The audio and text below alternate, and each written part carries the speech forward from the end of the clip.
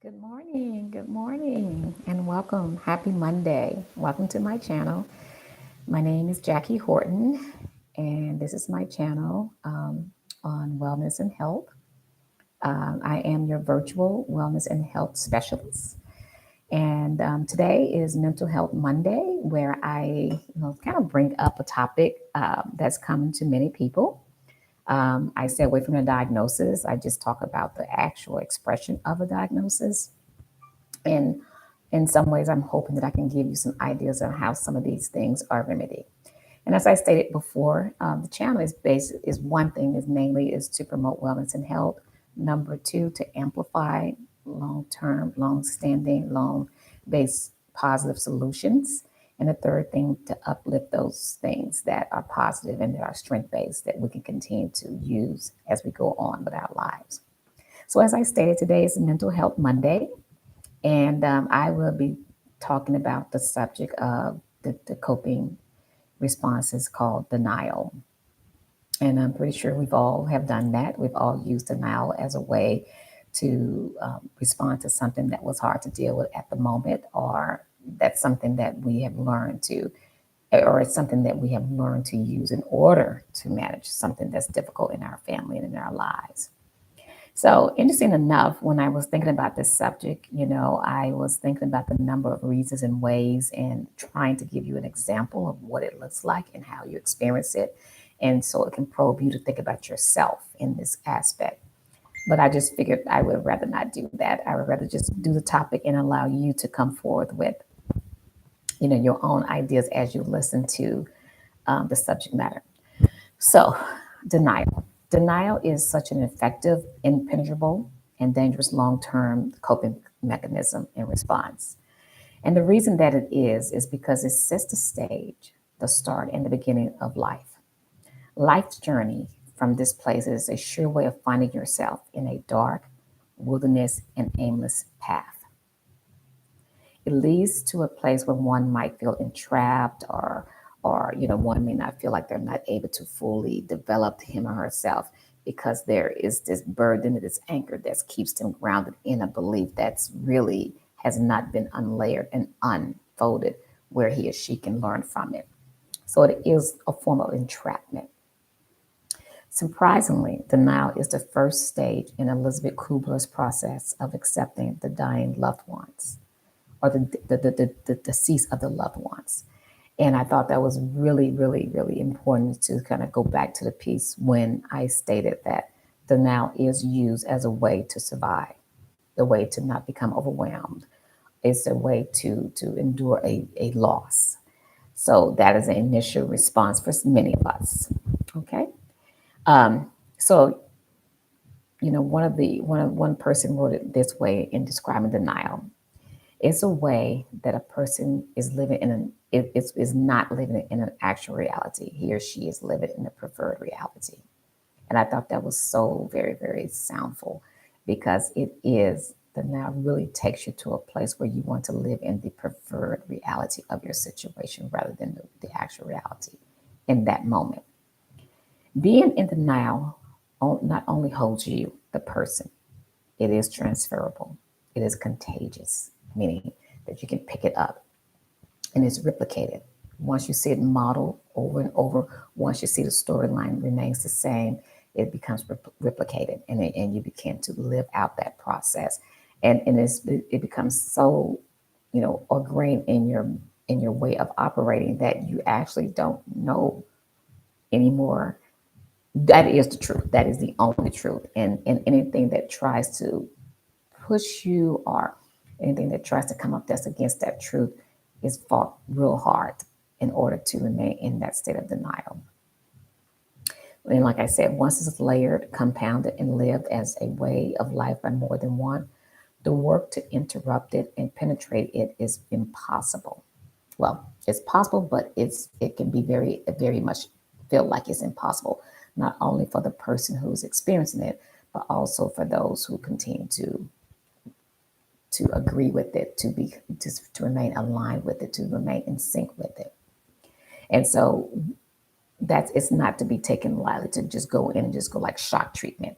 I mean, there have been situations, I'm sure that people have done that, but I think the best way is just to realize that once it's a agreed upon approach and perspective about something, there is a wise way of just being very sensitive, very, factual, and also very stern in your delivery. But all of it is done with patience, with patience, with high regard. And for some, it can even be done in love to penetrate that denial. So being in the state of denial is quite visible to others. It plays the same tune to most matters without missing a beat. We almost can predict a person responds to certain things that become disarming, very upsetting for a person.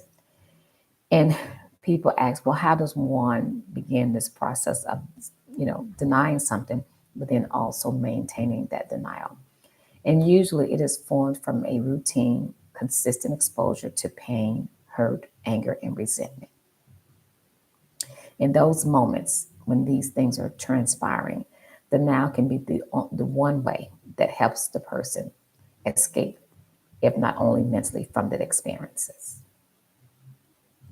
So it really is a way of surviving. It really is a way of coping with something that's really hard. It is really a way to not be overwhelmed by the loss that you're experiencing at that moment.